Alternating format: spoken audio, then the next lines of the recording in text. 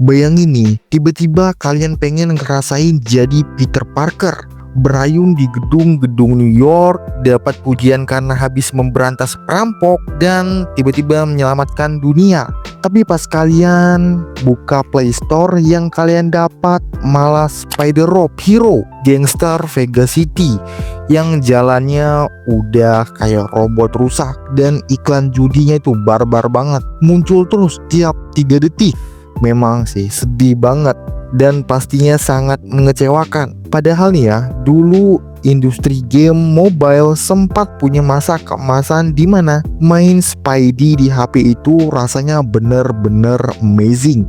Tapi kenapa sekarang kita malah nih terjebak di antara game yang udah dihapus, game gacha yang bikin dompet bener-bener nangis, atau game imitasi nih yang bikin kita sakit mata? Yuk kita coba bakalan ngebahasin 5 game Spider-Man mobile terbaik yang sebagian besar pastinya udah nggak ada di Play Store. Kita mulai dulu di game pertama yang paling legendaris, The Amazing Spider-Man 2 bikinan Gameloft. Ini adalah puncak komedi, maksudku puncak prestasi game open world di mobile. Kalian bisa swinging bebas di sini. Ada misi sampingan dan grafisnya di tahun 2014 itu udah kayak sihir, bagus banget. Masalahnya game ini sekarang jadi goib gitu, udah dihapus dari Play Store dan toko-toko resmi lainnya karena masalah ya lisensi. Industri sekarang emang gitu ya teman-teman. Game sebagus apapun kalau kontraknya udah habis ya gamenya pasti wassalam. Kalau kalian mau main sekarang ya kalian harus berpetualangan di situs-situs bajakan ya yang penuh dengan ranjau darat yang bisa aja kalian tiba-tiba terkena virus. Ironisnya game pahlawan tapi cara dapetinnya kita harus jadi bajak laut dulu. Nah di game kedua kita ada Spider-Man Unlimited. Ingat gak sama zaman Temple Run lagi jaya-jayanya?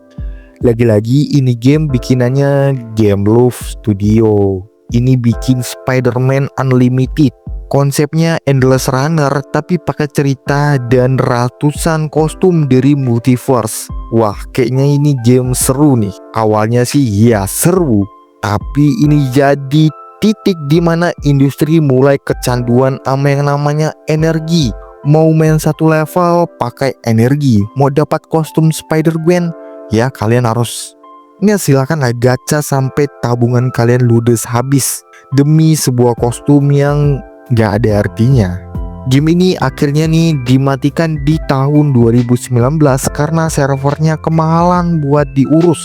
Nah ini juga jadi pelajaran buat kita, seberapa banyak pun koleksi kostum kalian, kalau server gamenya udah mati ya kalian cuma punya kenangan dan tagihan pinjol buat ngegacha kostumnya. Yang ketiga kita ada Marvel Future Fight. Nah kalau kalian nyari yang masih hidup di Play Store, ada nih Marvel Future Fight. Spider-Man di sini nih keren, skillnya variatif dan animasinya juara.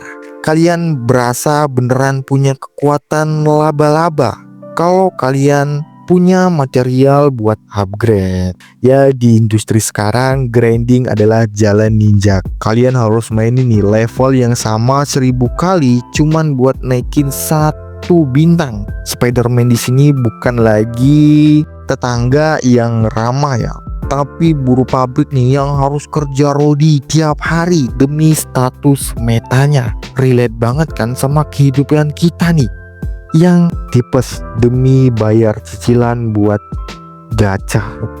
Nah yang keempat kita ada Marvel Contest of Champions. Nah kalau kalian pengen lihat Spider-Man berantem 1 lawan 1 sama Thanos tanpa perlu mikirin kekuatan yang berat, Contest of Champions tempatnya.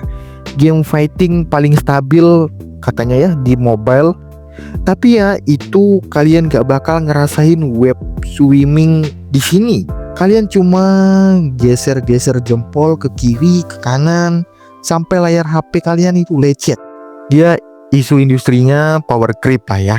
Spider-Man yang kalian puja-puja tahun lalu sekarang mungkin udah nggak ada harganya dibandingin sama karakter baru yang pastinya baru rilis minggu depan dan dapat metanya.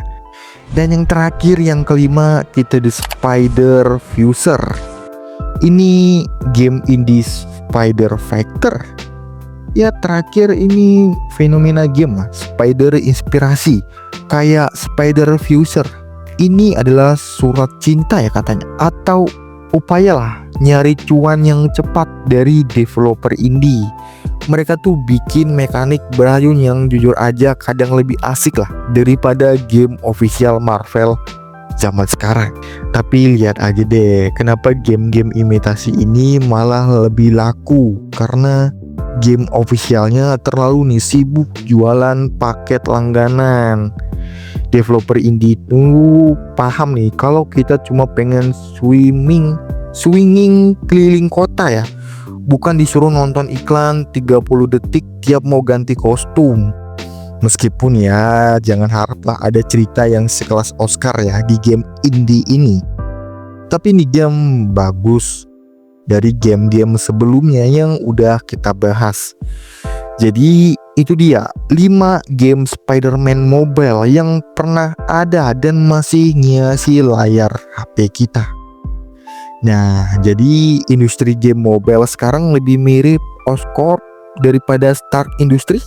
Mereka lebih peduli nih gimana cara nge-ekstrak duit dari kantong kalian ini ya, daripada bikin kalian ngerasa jadi pahlawan sebenarnya.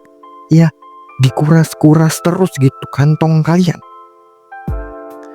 Nah, gitu aja sih. Udah, jangan banyak bacot lah akunya ya. Gimana nih menurut kalian? Betah nggak grinding di game gacha atau mending main game bajakan yang udah ditarik juga nih? Dan coba kalian tulis di kolom komentar di bawah, game Spider-Man mana yang paling banyak ngerampok waktu kalian dan duit kalian. Jangan lupa like kalau kalian suka dengan channel ini, subscribe kalau kalian mau dukung channel ini. Oke, bye.